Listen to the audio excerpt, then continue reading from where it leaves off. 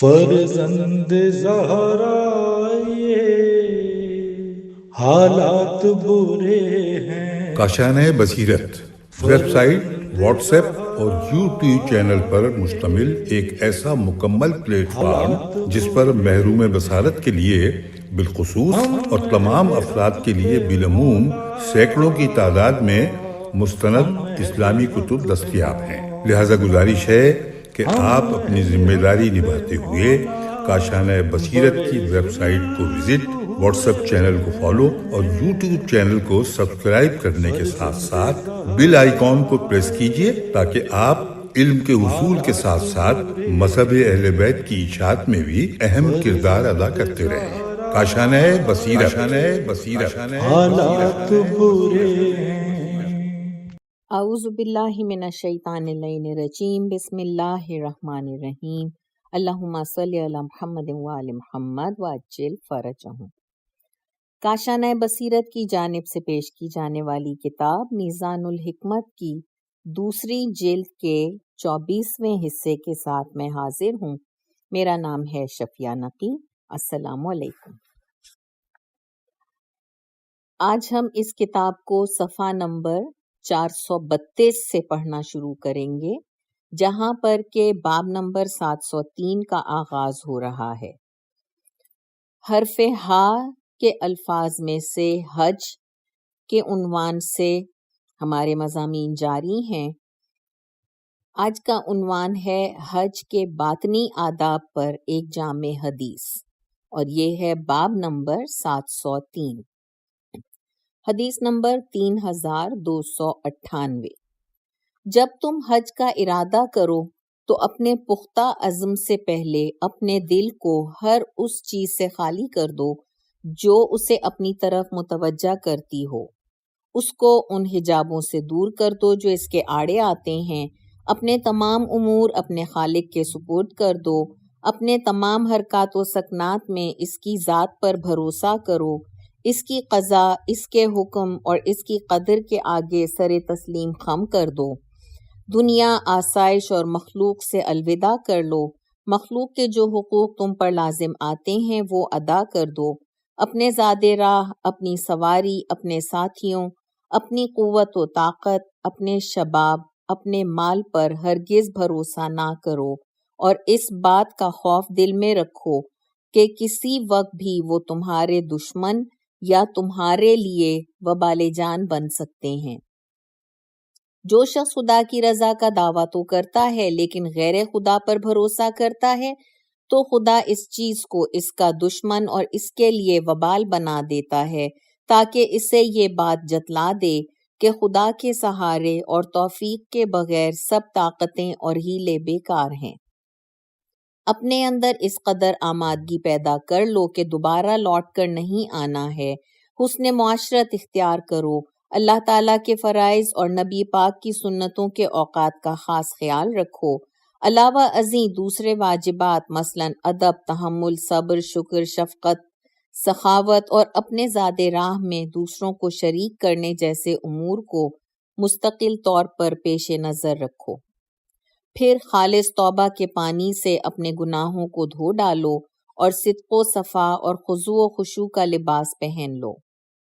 احرام کے ذریعے ہر اس چیز کو اپنے اوپر حرام کر دو جو تمہیں ذکر خدا سے روکے، اس کی اطاعت سے باز رکھے۔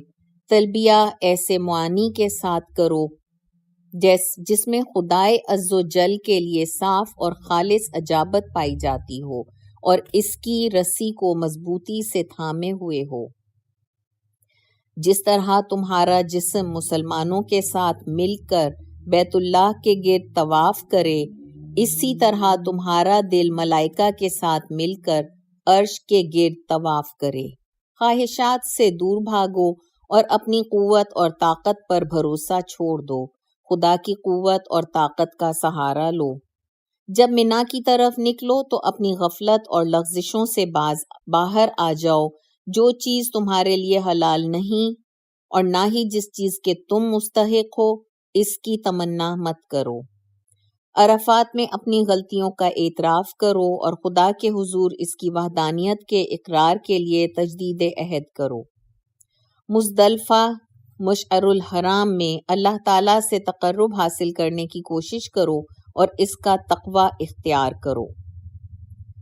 یہاں پہ ایک حاشیے میں ایک اس کے بارے میں کچھ ایکسپلینیشن ہے۔ بہار میں تو اسی طرح ہے، لیکن اصل کتاب میں لفظ ذائقہ ہے اور مستد و رسائل حجت البیضاء اور اصل کتاب کے بعض نسخوں میں وائقہ ہے۔ جبل رحمت پر چڑھ کر اپنی روح کو ملائے اعلیٰ تک لے جاؤ۔ قربانی پیش کرنے کے وقت اپنی خواہشات اور لالچ کے گلے پر چھری چلاؤ۔ رمی جمرات شیطانوں کو پتھر مارنے کے وقت خواہشات، لالچ، پستیوں اور مذموم افعال کو پتھر مارو۔ بال منڈواتے وقت ظاہری اور باطنی عیوب کے سر پر استرا چلاؤ۔ حرم کعبہ میں داخل ہوتے وقت خود کو خدا کی امان، پناہ، پردہ پوشی اور حفاظت میں پہنچا دو۔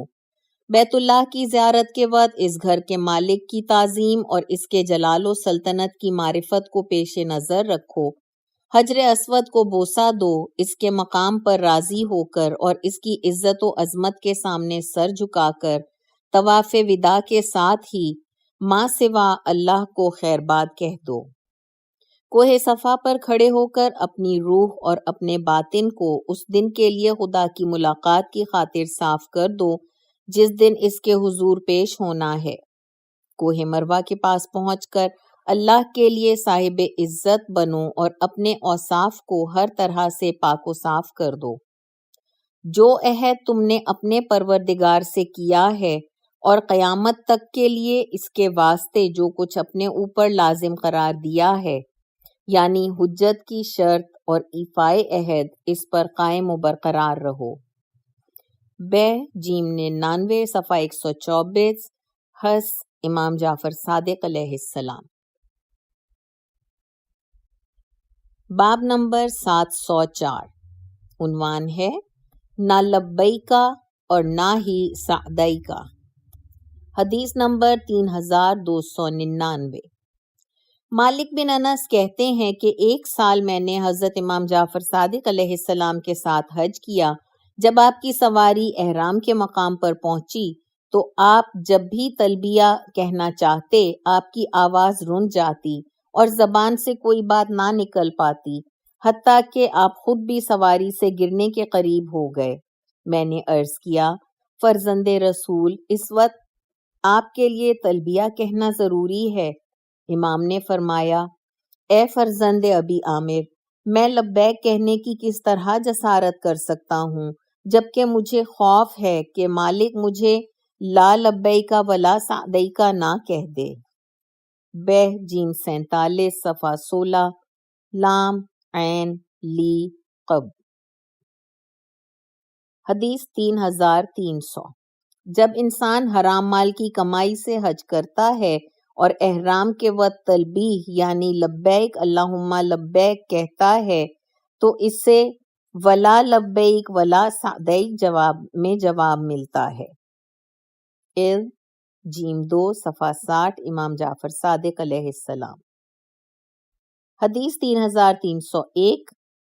جب انسان حرام مال سے حج کرتا ہے اور لبیک اللہم لبیک کہتا ہے تو خداوند تعالیٰ فرماتا ہے نہ تو لبیک اور نہ ہی سعدیک اور تمہارا حج بھی مردود ہے۔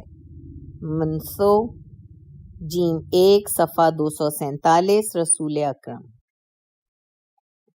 حدیث 3302۔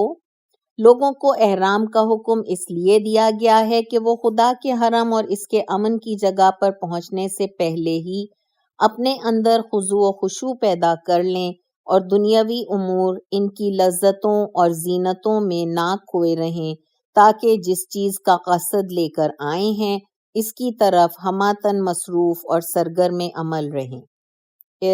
جیم 9 صفحہ 3 امام رضا علیہ السلام۔ باب نمبر 705 حج خدا کے لیے اور بندوں کے لیے۔ حدیث نمبر 3303۔ حج دو طرح کا ہوتا ہے، ایک خدا کے لیے اور ایک لوگوں کے لیے۔ جو حج خدا کے لیے ہوتا ہے اس کا ثواب اللہ کے نزدیک بہشت ہے، اور جو حج لوگوں کے لیے ہوتا ہے اس کا ثواب بھی بروز قیامت لوگوں کے پاس ہی ہوگا۔ بہ جیم 99 صفحہ 24 امام جعفر صادق علیہ السلام۔ حدیث 3304، حضرت امام مہدی علیہ السلام کے ظہور کی علامتوں میں سے ہے کہ اور میں حج اور جہاد کی طلب غیر اللہ کے لیے دیکھ رہا ہوں، لیکن تم خبردار رہو اور خدا سے نجات طلب کرو۔ بہ جیم 52 صفحہ 260 کا امام جعفر صادق علیہ السلام۔ حدیث 3305، جو شخص خدا کی رضا کے لیے حج کرتا ہے اور اس سے اس کا مقصد نہ تو ریاکاری ہوتا ہے اور نہ ہی شہرت، تو خدا اسے بخش دے گا۔ بہ جیم 99 صفحہ 2400 امام جعفر صادق علیہ السلام۔ باب نمبر 706، عنوان جو شخص حج کی راہ میں مر جائے۔ حدیث نمبر 3306، جو شخص مکہ کی طرف جاتے ہوئے یا وہاں سے پلٹتے ہوئے مر جائے تو وہ بہت بڑی گھبراہٹ یعنی قیامت کے دن امن میں ہوگا۔ بہ جیم 7 صفحہ 302 کا امام جعفر صادق علیہ السلام۔ حدیث 3307، جو شخص احرام کی حالت میں مر جائے تو خدا اسے تلبیہ لبیک اللہم لبیک کہتے ہوئے اٹھائے گا۔ بہ جیم 7 صفحہ 302 ید امام جعفر صادق علیہ السلام۔ حدیث 3308، جو شخص دونوں حرموں میں سے کسی ایک میں مر جائے تو خدا اسے امن والے لوگوں سے اٹھائے گا، اور جو شخص دو حرموں کے درمیان مر جائے اس کا نامہ اعمال نہیں کھولا جائے گا اور وہ سیدھا بہشت میں جائے گا۔ بہ جیم 7 صفحہ 302 ید امام جعفر صادق علیہ السلام۔ باب نمبر 707، عنوان ہے حرم۔ قرآن مجید کی سورہ آل عمران آیت نمبر 97، اور جو اس گھر میں داخل ہوا امن میں آ گیا۔ حدیث شریف نمبر 3309، اللہ تعالیٰ کے اس قول اور جو اس گھر میں داخل ہوا امن میں آ گیا کے متعلق فرمایا، جو شخص خدا کی پناہ طلب کرتے ہوئے حرم الہی میں داخل ہوگا وہ خدا کی ناراضی سے محفوظ ہوگا، اور جو جانور یا پرندہ اس میں داخل ہوگا وہ جب تک حرم میں ہوگا اس بات سے امن میں ہوگا کہ اسے چھیڑا جائے یا کسی قسم کی اذیت دی جائے۔ ایل جیم 9 صفحہ 335 امام جعفر صادق علیہ السلام۔ ایزن حدیث نمبر 3310، ایزن اگر کوئی چور مکہ سے باہر چوری کرے یا کسی اور قسم کا جرم کرے اور بھاگ کر مکہ میں آ جائے تو جب تک وہ حرم میں رہے گا اور اس سے باہر نہیں آئے گا اسے گرفتار نہیں کیا جا سکتا، لیکن نہ تو اسے بازار جانے دیا جائے گا، نہ ہی اس کے ہاتھوں کوئی چیز فروخت کی جائے گی، اور نہ ہی اس کے ساتھ کوئی بیٹھے گا جب تک کہ وہ اس سے باہر نہ آ جائے۔ ہاں البتہ اگر وہ حرم میں ہی پھر وہی جرم کرے تو اسے گرفتار کر لیا جائے گا۔ ایل جیم 9 صفحہ 337 امام جعفر صادق علیہ السلام۔ قول مؤلف ملاحظہ ہو ایل جیم 9 صفحہ 236 باب 14۔ حدیث 3311، تم میں سے کسی کو اجازت نہیں ہے کہ وہ مکہ میں ہتھیار اٹھائے۔ صح جیم 2 صفحہ 989 رسول اکرم۔ حدیث 3312، مکہ کو لوگوں نے حرمت نہیں بخشی بلکہ خدا نے اسے حرمت عطا فرمائی ہے، اور وہ قیامت تک ہی حرم ہے، اور تمام دنیا سے بڑھ کر خدا کے سامنے سرکشی کرنے والا شخص وہ ہے جو حرم میں کسی کو قتل کرے یا اپنے قاتل کے علاوہ کسی اور کو قتل کرے یا پھر زمانہ جاہلیت کی رسومات کو ادا کرے۔ رسول خدا منتسو جیم 1 صفحہ 122۔ حدیث 3313، جب خداوند تعالیٰ نے اپنے رسول صلی اللہ علیہ وآلہ وسلم کے ہاتھوں پر فتح مکہ کی کامیابی عطا فرمائی تو آن حضرت نے وہاں پر کھڑے ہو کر خطبہ ارشاد فرمایا اور حمد و ثنائے خداوندی کے بعد فرمایا، اللہ تعالیٰ نے مکہ سے ہاتھیوں کو تو روک دیا لیکن اپنے رسول اور مومنین کو اس پر غلبہ عطا فرمایا اور صرف 1 ساعت تک میرے لیے اسے حلال کیا ہے، پھر قیامت تک کے لیے حرام ہے، نہ ہی اس کے کسی درخت کو کاٹا جا سکتا ہے نہ ہی اس میں شکار کیا جا سکتا ہے۔ منسو جیم 1 صفحہ 122، رسول خدا۔ باب نمبر 708، عنوان ہے امام حج کے موسم میں موجود ہوتا ہے۔ حدیث 3314، لوگ اپنے امام کو کھو دیں گے لیکن جب حج کا موسم ہوگا تو امام ان میں موجود ہوگا اور وہ انہیں دیکھے گا لیکن لوگ اسے نہیں دیکھیں گے۔ امام جعفر صادق علیہ السلام، بہ جیم 52 صفحہ 151، کاف 3 اسناد کے ساتھ، عز نی 3 اسناد کے ساتھ۔ اب ہم اس کتاب کے صفحہ نمبر 443 پہ پہنچ چکے ہیں۔ یہاں سے 6ٹھی فصل کا آغاز ہو رہا ہے جس میں حرف ہا کے لفظ حجت کے بارے میں گفتگو ہوگی۔ باب نمبر 709، عنوان حجت، قرآن مجید کی سورہ الاسراء آیت نمبر 15، اور ہم تو جب تک رسول کو بھیج کر اتمام حجت نہ کر لیں کسی پر عذاب نہیں کیا کرتے۔ سورہ الانفال آیت نمبر 42، تاکہ جو شخص ہلاک یا گمراہ ہو وہ حق کی حجت تمام ہونے کے بعد ہلاک ہو، اور جو زندہ رہے وہ حق کی حجت تمام ہونے کے بعد زندہ رہے۔ قول مؤلف، اس سلسلے میں مزید آیات کے لیے ملاحظہ ہو سورہ بقرہ آیت 256 اور آیت 286، اعراف آیت نمبر 47، انفال آیت نمبر 42، توبہ آیت نمبر 115، طٰہٰ آیت نمبر 134، حج آیت نمبر 78، شعراء آیت نمبر 108 اور 109، قصص آیت نمبر 46 اور 59، اور سورہ طلاق آیت نمبر 7۔ حدیث شریف، حدیث نمبر 3315، اللہ تعالیٰ نے لوگوں کو کتاب اور رسول دے کر اور انہیں معرفت عطا کر کے ان پر حجت تمام کر دی ہے۔ تو صفحہ 410، امام جعفر صادق علیہ السلام۔ حدیث 3316، اللہ تعالیٰ کے اس قول یعنی خدا کی یہ شان نہیں کہ کسی قوم کو جب ان کی ہدایت کر چکا ہو اس کے بعد انہیں گمراہ کر دے، حتیٰ کہ وہ انہیں ان چیزوں کو بتا دے جس سے وہ پرہیز کریں۔ اس قول کے بارے میں فرمایا، حتیٰ کہ انہیں ان چیزوں کی معرفت کرا دے جن سے وہ ناراض یا راضی ہوتا ہے۔ تو صفحہ 411، امام جعفر صادق علیہ السلام۔ باب نمبر 710، عنوان ہے معرفت خدا کی مخلوق ہے۔ قرآن مجید کی سورہ واللیل آیت نمبر 12، ہمیں راہ دکھا دینا ضروری ہے۔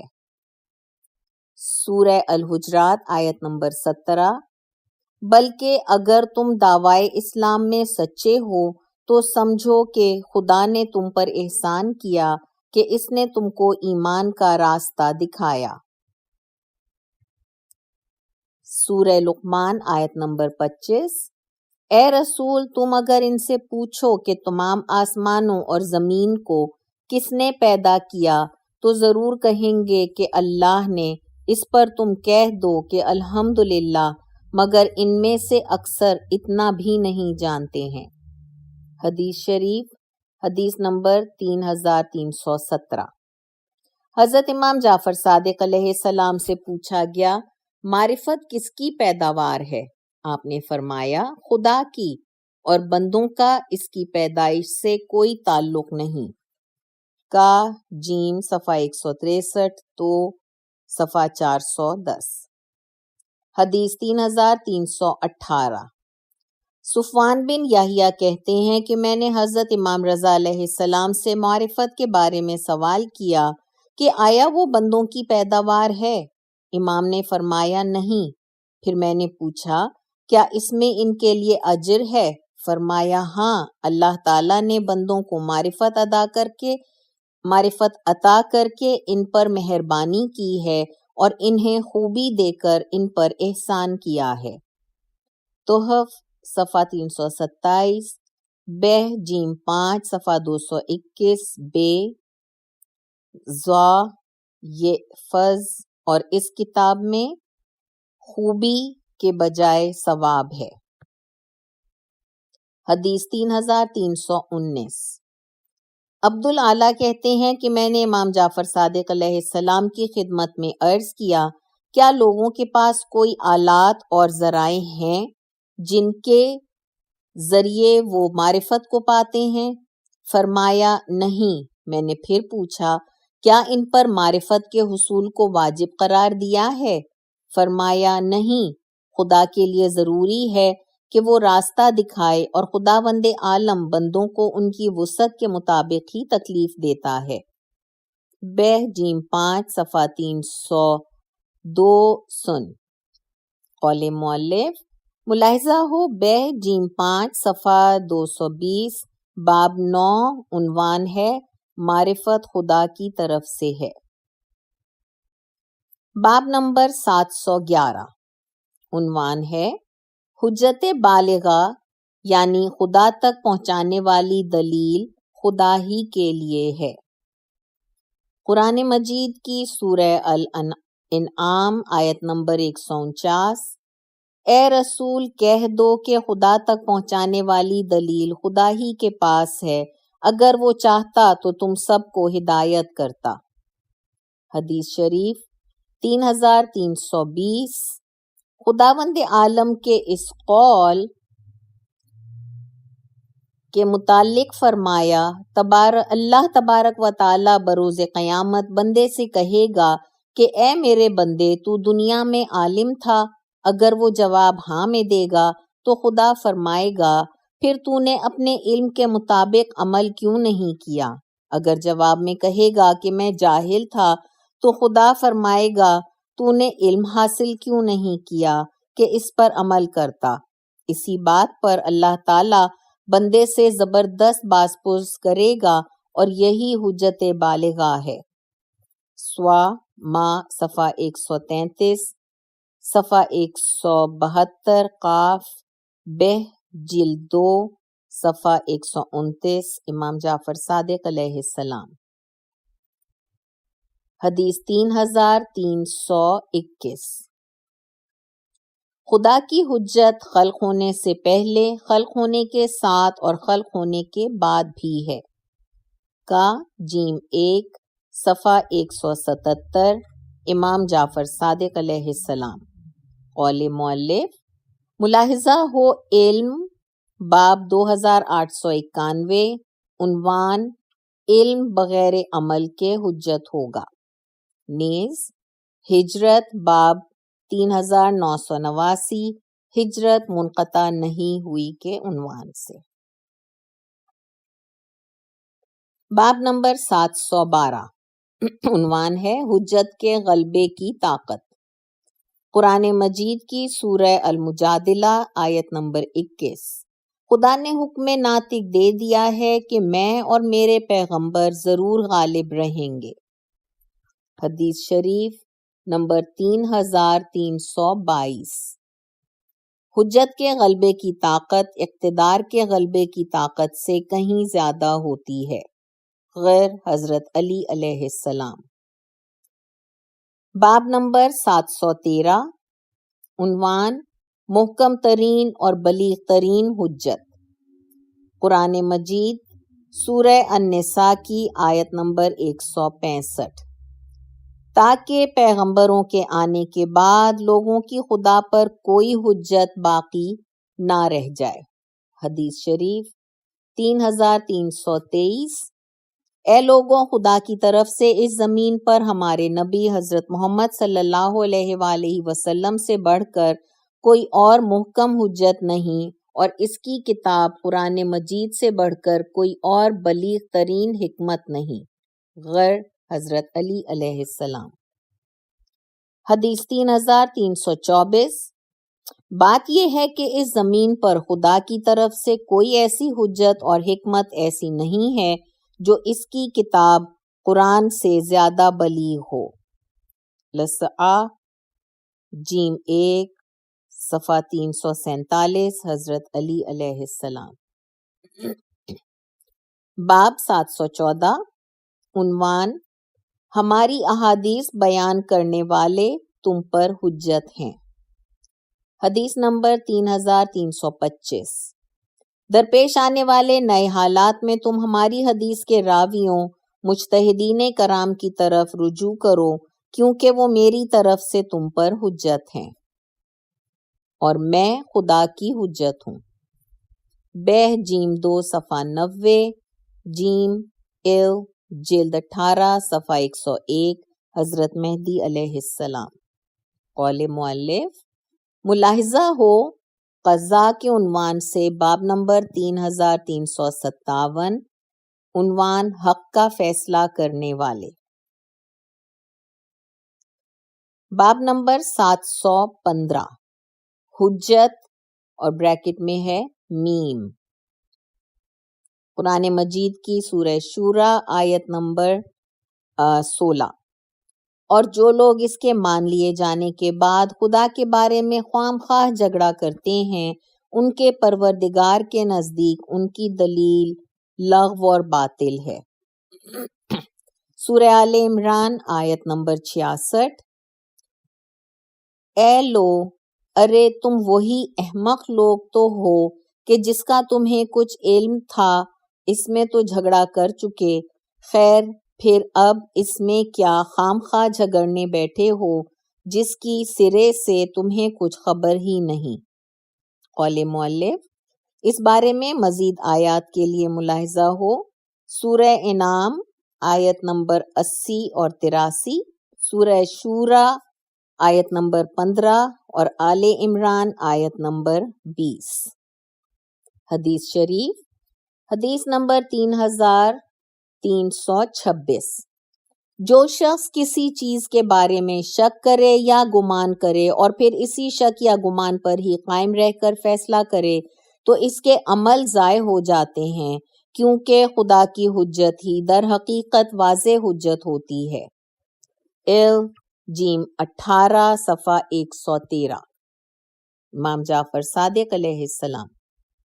حدیث 3327، جس کی بات میں صداقت ہوتی ہے اس کی حجت میں بھی طاقت ہوتی ہے، غیر حضرت علی علیہ السلام۔ 3328، خداوند عالم نے لوگوں کو سب کچھ عطا کر کے اور معرفت دے کر ان پر حجت تمام کر دی ہے۔ کا جیم 1 صفحہ 163، امام جعفر صادق علیہ السلام۔ حدیث 3329، زرارہ کہتے ہیں کہ میں نے حضرت امام محمد باقر علیہ السلام سے پوچھا کہ خدا کی طرف سے لوگوں پر حجت کیا ہے؟ آپ نے فرمایا یہ کہ جو کچھ وہ جانتے ہیں وہ کہیں، اور جو کچھ وہ نہیں جانتے اس موقع پر توقف کریں۔ تو صفحہ 459۔ حدیث نمبر 3330، جو شخص جان بوجھ کر کسی گمراہی کو ہدایت سمجھ کر اس پر عمل کرتا رہا یا کسی حق کو گمراہی سمجھ کر چھوڑ دیا اور اس پر اس کی موت واقع ہو گئی تو اس کا عذر قبول کرنے والا کوئی نہیں ہوگا۔ عین بحار الانوار جلد 5 صفحہ 305۔ حدیث 3331، کوئی بندہ ایسا نہیں ہے جس پر خدا کی طرف سے حجت نہ ہو یا تو کسی گناہ کی وجہ سے جس کا وہ مرتکب ہوا ہوتا ہے، یا کسی نعمت کی وجہ سے جس کے شکر میں اس نے کمی کی ہوتی ہے۔ نبا صفحہ 403 امام جعفر صادق علیہ السلام۔